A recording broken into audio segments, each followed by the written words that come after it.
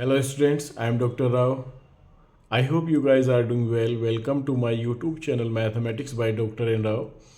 Today I am going to record another video lecture on the multiple integrals. And in particular I am going to deal with double integral. So before going to the discuss the question based on the double integral, I request each and everyone subscribe my YouTube channel, like and share the videos among your friends and your classmates, comment in the comment box, press the bell icon to get the further notification of the awesome videos. So guys, जैसे कि मैंने पिछली कुछ videos में double integrations के ऊपर lecture record किए हैं, उनके लिंक्स आपको डिस्क्रिप्शन बॉक्स में मिल जाएंगे। और इस वीडियो पे आने से पहले आप इन वीडियोस को सीक्वेंस से देखें तो आपको समझने में काफ़ी आसानी भी होगी इसमें, है ना। क्योंकि मैंने हर एक वीडियो में एक नए स्टेप के बारे में जिक्र किया है। तो आज मैं एक क्वेश्चन की तरफ लेकर चलता हूँ आपको। ये क्वेश्चन हम यहाँ पे डील करने वाले हैं इस वीडियो में। ओके, ये बाउंडेड रीजन के ऊपर क्वेश्चन है। यहाँ पे लिमिट हमें निकालनी होती है। मैंने पिछली कुछ वीडियोस में बाउंडेड रीजन से लिमिट कैसे निकालनी है वो सब डिस्कस किया है, तो आप उनको एक बार प्रॉपर तरीके से देखिए। ठीक है, बहुत ही छोटा छोटा काम हम यहाँ पे करते हैं, कुछ बड़ा काम हम नहीं करते। ठीक, सबसे पहला मेरा जो बाउंडेड रीजन है वो मैं बना लेता हूँ, ताकि मेरे को उस बाउंडेड रीजन से लिमिट निकालना आसान हो। मेरा एक्स का लिमिट मेरे को बनाना आसान हो। अब देखो ये पैराबोला दिया हुआ है, इलिप्स दिया हुआ है। तो ये इलिप्स जो है आपके पास, आपका जो है ना पासिंग, ये जो इलिप्स जो है आपका ये इस तरह का है, इसका इक्वेशन, राइट। ये आपका एक इलिप्स दे दिया इन्होंने, ठीक है। और थोड़ा सा ज्योमेट्री और अच्छा बना लेते हैं, हालांकि मैथ्स वालों का ज्योमेट्री इतना अच्छा नहीं होता। ठीक है, ये बन गया फर्स्ट क्लास। तो ये आपके पास इलिप्स बन गया, जिसके आप देखेंगे दो हाफ हैं। एक ये इसका अपर हाफ है और एक ये इसका लोअर हाफ है, राइट। और इस रीजन के ऊपर उन्होंने कहा कि इंटीग्रेट करिए इसको। रीजन ये आपका ये शेडेड रीजन जो है, इस शेडेड रीजन के ऊपर हमें इंटीग्रेट करना है, right, this region. So first class हम क्या करने वाले हैं यहाँ पे, हम करने वाले ये हैं एक्स की लिमिट देख रहे हैं हम कहाँ से कहाँ तक चलेगी, और वाई की लिमिट देख रहे हैं हम कहाँ से कहाँ तक चलेगी। हमारा रीजन डिसाइड हो गया तो काम भी ख़त्म हो जाएगा। तो हमें देखो ये एक्स का मेरा ये है, ये एक्स एक्सिस है, राइट। तो हम करते क्या है यहाँ पे, थोड़ा सा इसको और ओके,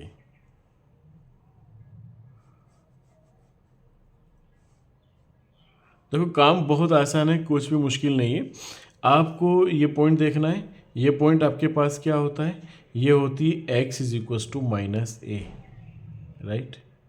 ये इसका वर्टेक्स होता है, x is equals to minus A, और ये होता है x is equals to plus A, right. ठीक, तो x की लिमिट तो आपको यहाँ से बिल्कुल आसानी से मिल जाएगी, माइनस ए टू प्लस ए। ठीक, अब y का लिमिट जो है आपके पास, ये आपका lower half to upper half जाएगा, ठीक है। ये जाएगा आपका y का लिमिट। ठीक, तो ये लोअर हाफ का इक्वेशन क्या होगा, अपर हाफ का इक्वेशन क्या होगा, बहुत आसान होता है। आपके पास गिवन एलिप्स क्या है यहाँ पे, आप पहले तो लिख लें। गिवन एलिप्स इक्वेशन क्या दे दिया आपको, x square upon A square plus Y square upon b square is equals to 1।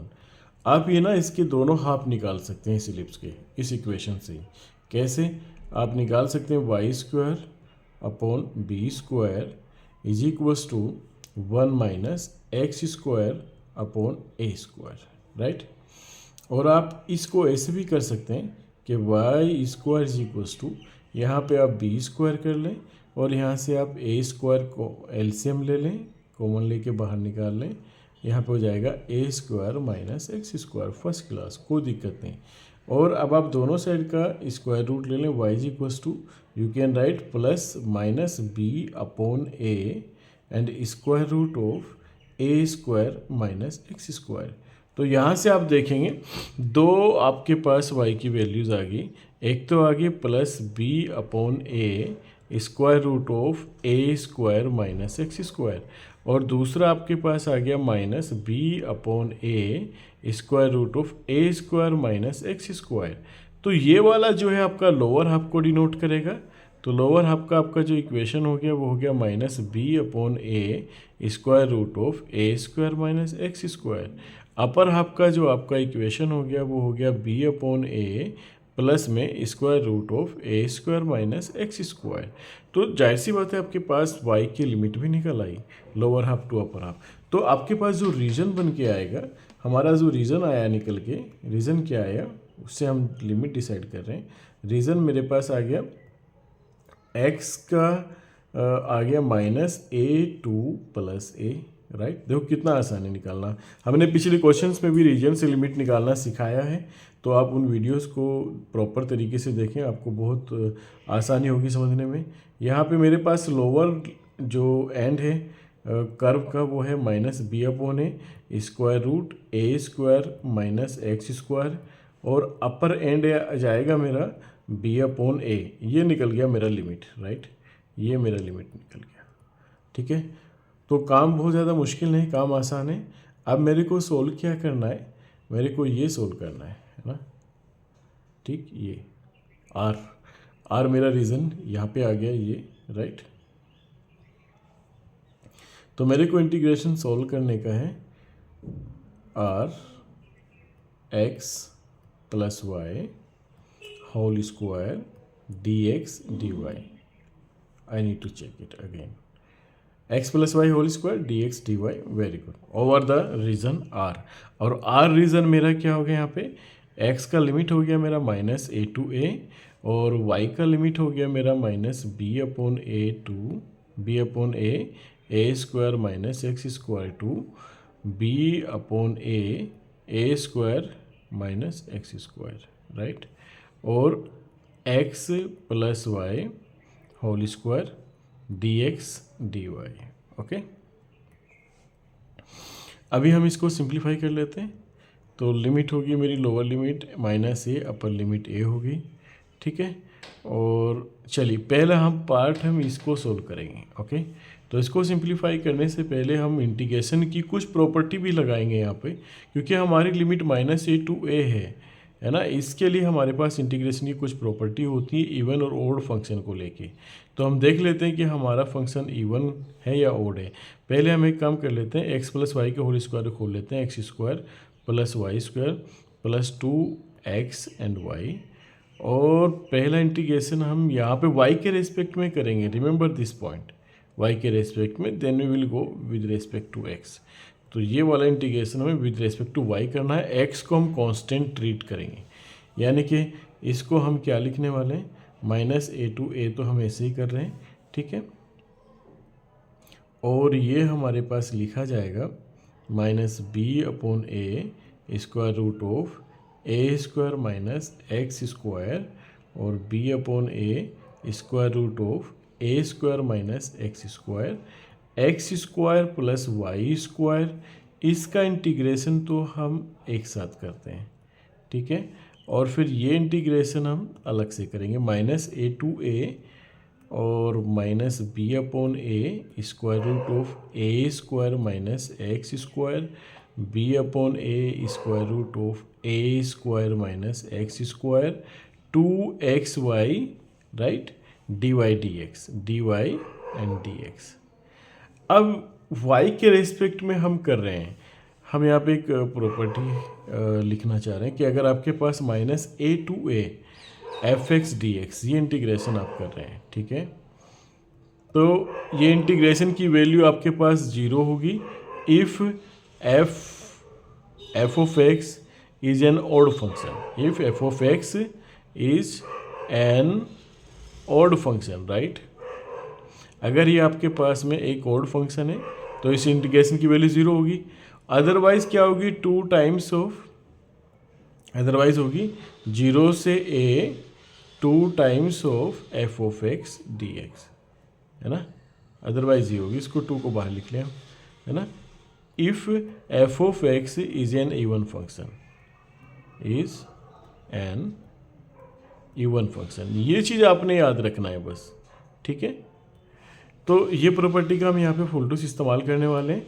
गौर से देखो y के रेस्पेक्ट में मेरा ये फंक्शन एक ओड फंक्शन है, क्योंकि 2x तो कांस्टेंट हो गया, y मेरा ओड फंक्शन हो गया, तो ये इंटीग्रेशन मेरा जीरो होने वाला है, तो मुझे इसको कैलकुलेट ही नहीं करना है। और y के रेस्पेक्ट में ये मेरा इवन फंक्शन है, ठीक है, ये मेरा इवन फंक्शन है।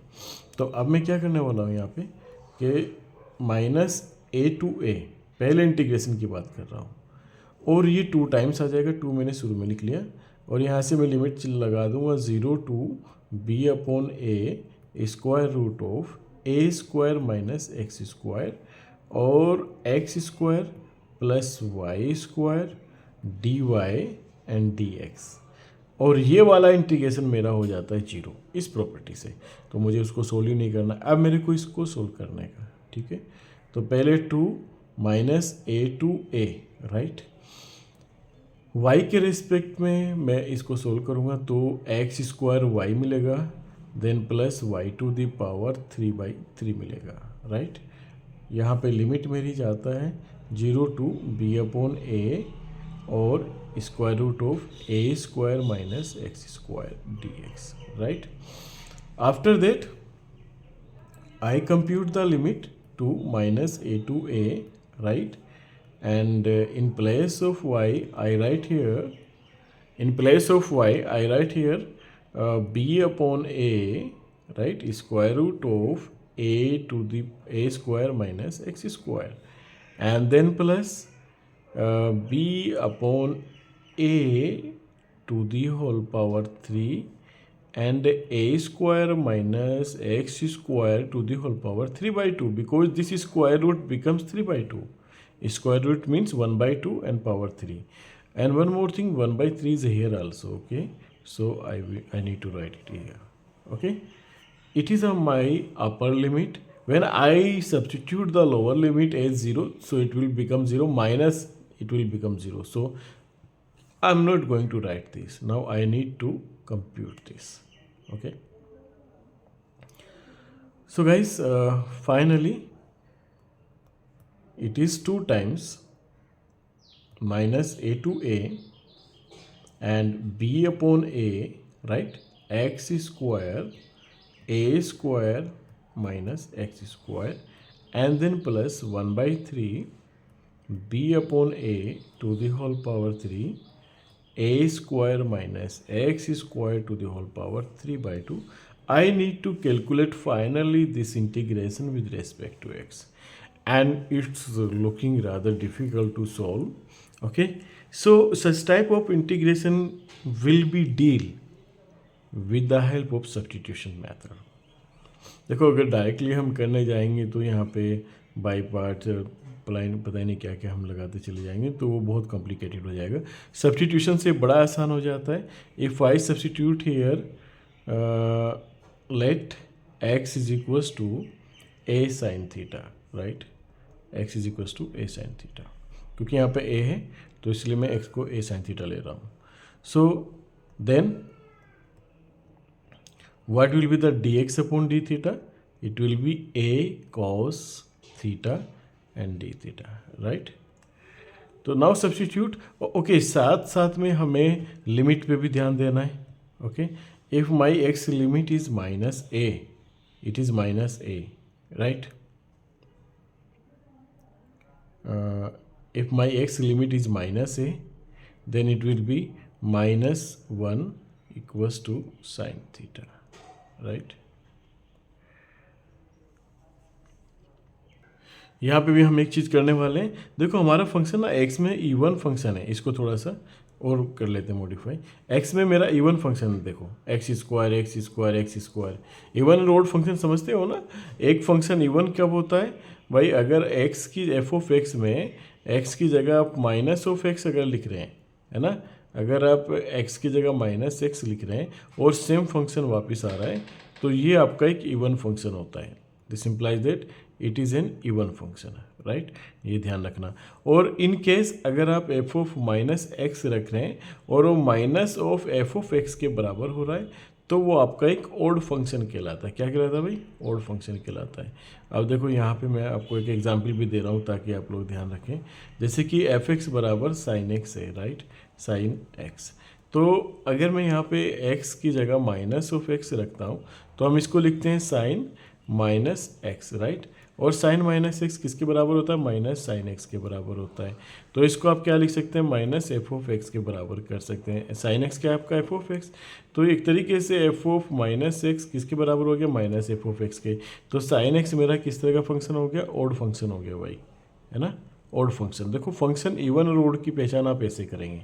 और यहीं पे अगर मैं दूसरा फंक्शन ले लूँ, f of x equals to cos x, ठीक है। तो कोस एक्स की बात करें तो f of minus of x बराबर क्या हो जाएगा, कोस माइनस एक्स, राइट। और कोस माइनस थीटा आपका क्या होता है, कोस थीटा होता है, यानी कि कोस एक्स होता है। तो इसका मतलब क्या हो गया, this implies that F of minus of x is nothing but F of x. तो ये हो गया आपका इवन फंक्शन, इसका मतलब क्या हो गया, इवन फंक्शन हो गया। तो ये ध्यान रखना है। तो इसी प्रॉपर्टी से आप गौर से देखो, ये हमारा जो इंटीग्रांड है, अगर मैं x को माइनस एक्स रिप्लेस करता हूँ तो एक्स स्क्वायर उसे सेम फंक्शन बना देगा। तो ये फर्स्ट क्लास इवन फंक्शन है। और इवन फंक्शंस के लिए मैंने यहाँ पे एक प्रॉपर्टी लिखी है, अगर फंक्शन आपका इवन है तो और minus a to a limit है तो आपको इस प्रॉपर्टी का इस्तेमाल कर सकते हैं। तो यहीं पे मैं इसका इस्तेमाल करने जा रहा हूँ। तो मैं 2 टाइम्स करूँगा तो 2 ऑलरेडी मेरे पास यहाँ पे ये 4 हो जाएगा, और ये 0 से a हो जाएगा, और then b upon a X square और square root of A square minus x square and then plus 1/3 और b upon a to the power 3 और a square minus x square to the whole power 3/2, right, ये और with respect to x, okay. अब मैं यहाँ पे substitute कर लेता हूँ। Now I substitute x is equals to a sine theta, ठीक है। तो मेरे को क्या मिलता है, 4 टाइम्स मेरे लिमिट, अच्छा लिमिट देखो, लिमिट पे बात कर रहे थे। अब अगर मैं लोअर लिमिट x की जगह 0 रखता हूँ, यहाँ पे लिमिट डिसाइड कर लेते हैं। If my x is equals to 0 then I got sine theta is equals to 0, है ना। x की वैल्यू 0 रखता हूँ यहाँ पे, तो x को 0 रखने में मेरे को मिला a sine theta is equals to 0, right. और इसका मतलब हो गया sine theta, this implies that sine theta is equals to 0। और साइन 0 कब होता है, 0 पे होता है। तो थीटा की वैल्यू क्या आ जाती है यहाँ पे, 0। तो अगर मेरा x 0 तो थीटा 0, है ना। तो लिमिट मेरी हो गई यहाँ पे, थीटा के रेस्पेक्ट में लिख रहा हूँ मैं 0। अब मैं a लिख रहा हूँ x के रेस्पेक्ट में, है ना। If my x is equals to a, अगर मेरा x a है, राइट, x की लिमिट a है, तो इसका मतलब हो गया a equals to a sine theta. a से a कैंसिल हो गया, तो यानी कि 1 इक्वल्स टू साइन थीटा। अब भाई 1 किसकी वैल्यू होती है थीटा में, π/2 की, यानी कि sine π/2 is equals to sine theta, right. यानी कि यहाँ से क्या आ गया, theta is equals to π/2, okay. तो थीटा की वैल्यू आपकी हो जाती है यहाँ पे π/2। तो 0 से π/2 आपकी ये लिमिट हो गई। और ये हो गया b अपॉन a, x को मैं क्या लिख रहा हूँ यहाँ पे, सब्सटीट्यूट कर रहा हूँ a साइन थीटा। तो ये हो जाएगा आपके पास a square sine square theta, square root of यहाँ पे क्या हो जाएगा, a square minus a square sine square theta, right. And then plus 1/3 b/a to the power 3 और a square minus a square sine square theta to the whole power 3/2, right. और dx मेरा क्या हो जाता है, a cos theta d theta. Now I need to solve this expression, ठीक है। So it will be 4 times 0 to π/2, right. देखो a square यहाँ पे है, एक a आपको यहाँ पे मिलेगा a की पावर 3 और एक नीचे है ना। देखो यहाँ से a स्क्वायर कॉमन ले लो, a बाहर आ गया, इस वाले a से वो कैंसिल हो गया, राइट, कोई दिक्कत नहीं। तो यहाँ पे बचा आपके पास b a स्क्वायर, तो आप क्या कर लें, b a स्क्वायर, राइट। और एक a यहाँ भी है तो इसकी मल्टीप्लाई कर लें a टू द पावर 3, है ना। तो ये हो जाएगा b a to the power 3। अच्छा, ये साइन स्क्वायर थीटा आपके पास ऐसे ही रह जाता है, यहाँ पे साइन स्क्वायर थीटा। अंदर क्या बचता है आपके पास, 1 माइनस साइन स्क्वायर थीटा, यानी कि cos square theta, square root of cos square theta हो जाता है कोस थीटा। एक कोस थीटा बाहर में है तो कोस स्क्वायर थीटा, राइट। तो ये सिंप्लीफाई हो गया। इसी तरीके से 1/3 यहाँ पे भी आपका क्या आ जाएगा, ये आपका आ गया b की पावर b अपॉन a की पावर 3। तो यहाँ से a बाहर लेंगे, a की पावर 3/2 बाहर आएगा, a की पावर 3/2, ठीक है। और ए की पावर 3/2 हो गया। चलो यहाँ पे इसको कर लेते हैं b/a, इसको थोड़ा सा लिख ही लेते हैं, ए की पावर 3/2, राइट। और यहाँ पे स्क्वायर रूट में आपके पास ये आपके पास बचेगा 1 माइनस साइन स्क्वायर थीटा, यानी कि कोस स्क्वायर थीटा से 2 के कोस की पावर 3 थीटा और एक कोस की पावर 4 थीटा।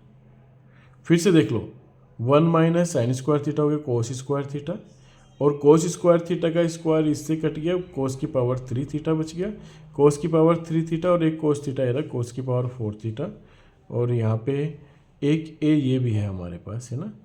तो इसको भी मैं +1 कर लेता हूँ यहाँ पे डी थीटा, राइट। ये हमें सोल्व करना है। इसको और थोड़ा सा सिंप्लीफाई कर लेते हैं, है ना। 0 to π/2, right. b/3 sine square theta and cos square theta, and then plus 1/3, okay, A की पावर 3/2, है ना। अब यहाँ पे अगर हम इस चीज़ को देखें, ए की पावर 3 मेरे पास यहाँ पे है और ए की पावर 3 मेरे पास ऊपर भी है, ठीक है। तो मैं इसको कर सकता हूँ b की पावर 3 और a की पावर कितना, ये मेरे पास कितना हो गया भाई,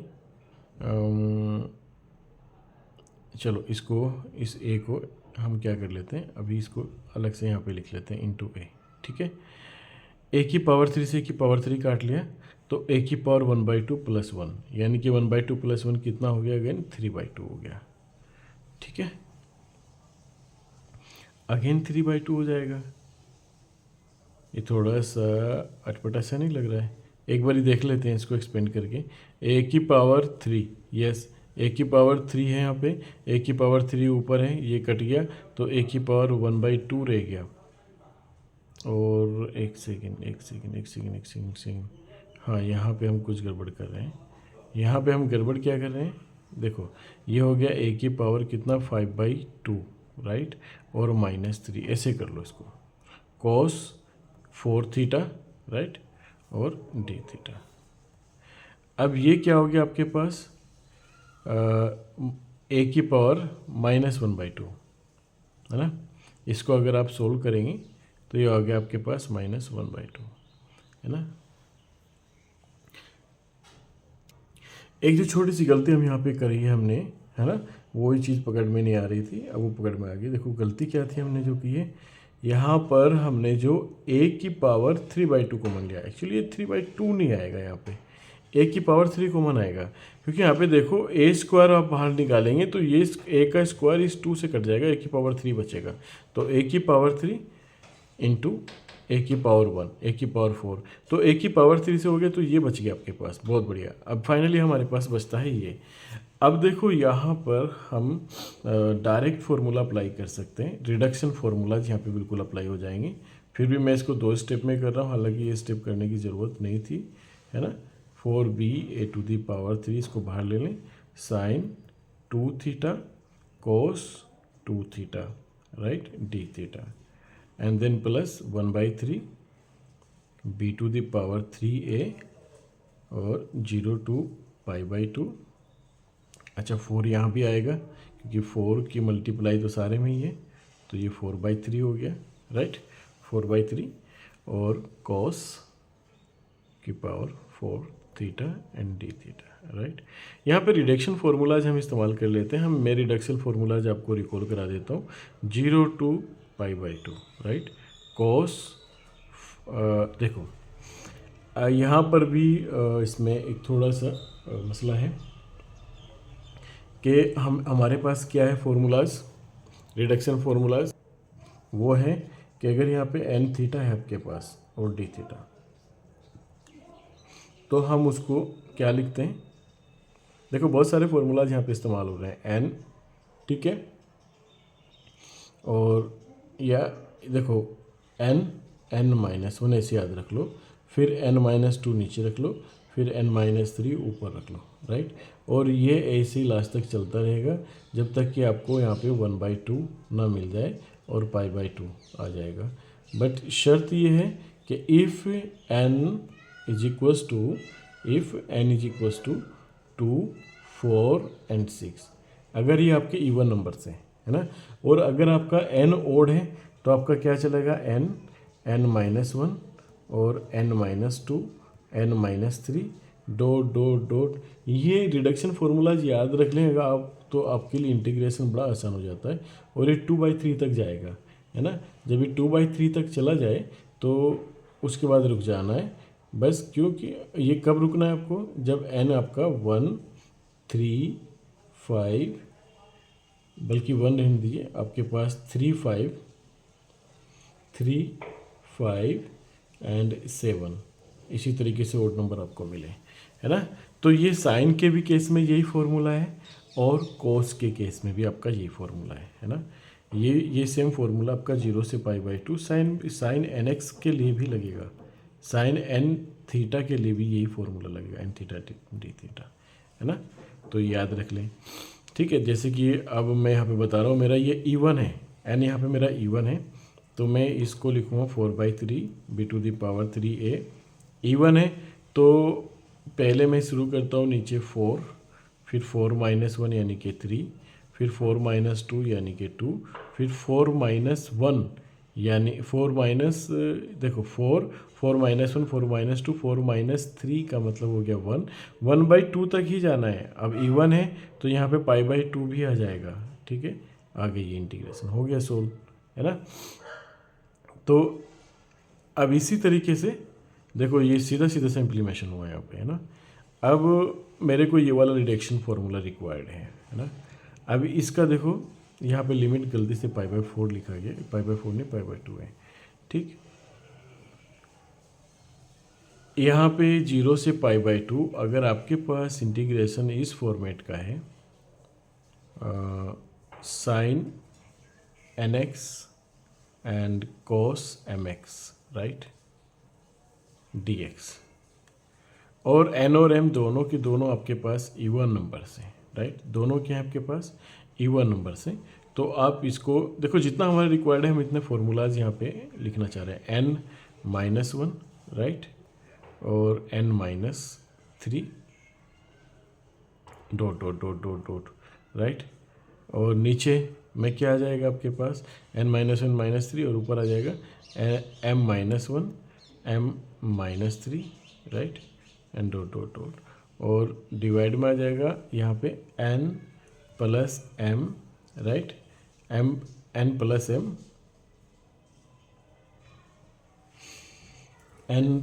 m, राइट, और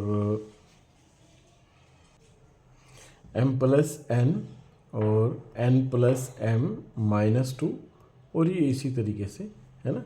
और लास्ट में जाते आते π/2, ठीक है। अगर ये इवन का केस है आपके पास, तो वही चीज़ हम ये यहाँ पे अप्लाई करने वाले हैं। तो ये आपके पास हो जाएगा 4b⁻3, राइट, यानी कि n-1, ये n है यानी कि 2-1 हो गया 1, और m-1 भी हो गया 1, राइट। और यहाँ पे हो गया कितना आपका, देखो इससे आगे जाएगी नहीं बात, क्योंकि इसके बाद आप -2 करेंगे, है ना, वो 0 बन जाएगा, तो इससे आगे जाना भी नहीं है, आपको 1 तक रुक जाना है जाके, ठीक है।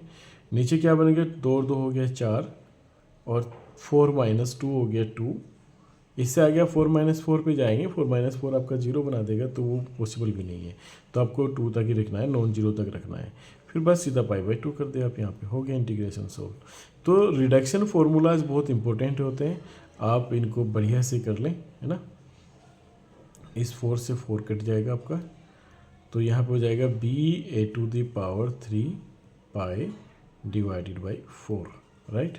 और यहाँ पे आपके पास हो जाएगा, इस 3 से 3 कैंसिल हो गया, इस 4 से 4 कैंसिल हो गया, और ये हो जाएगा b⁻3a π/4। तो यहाँ से आप कॉमन ले सकते हैं, क्या कॉमन ले सकते हैं, ab π/4, आपके पास क्या बचेगा, a² बचेगा, और यहाँ पे b² बचेगा, which is the required answer, right. अब देखो इस क्वेश्चन से हमने बहुत अलग तरीके की मैथमेटिक्स सीखी, हमने सब्स्टिट्यूशन ऑफ द इंटीग्रेशन सीखा है, इवन ऑड फंक्शन भी सीखा है, रिडक्शन फार्मूलाज भी सीखे हैं यहाँ पे, है ना। सब्स्टिट्यूशन मेथड भी हमने सीखा है, इवन ऑड फंक्शन की प्रॉपर्टीज़ भी हमने सीखी है, यहाँ पे रीज़न बाउंडेड करना, बाउंडेड रीज़न निकालना भी सीखा है ना। तो एक क्वेश्चन से आपको बहुत सारी चीज़ें सीख लेनी चाहिए ताकि अगले क्वेश्चंस में आपको अप्लाई करने में आसानी हो।